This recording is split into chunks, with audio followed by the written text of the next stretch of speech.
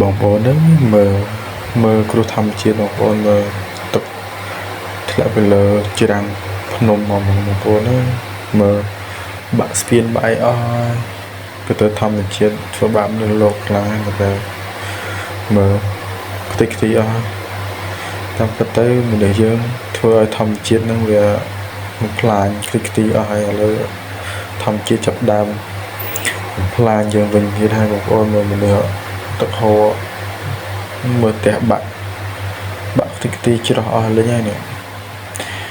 នៅបរទេសបងប្អូនបរទេសគួរខ្លាចបងប្អូនមើលមានក្ពើមានអីទឹកហូរទឹកអីពីណាពីណីអស់សាហាវមែនតើមក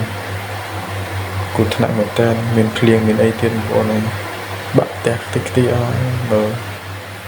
គូថ្នាក់នេះបងប្អូនមើលវាទឹកមកពីណាពីណីបងប្អូនមើល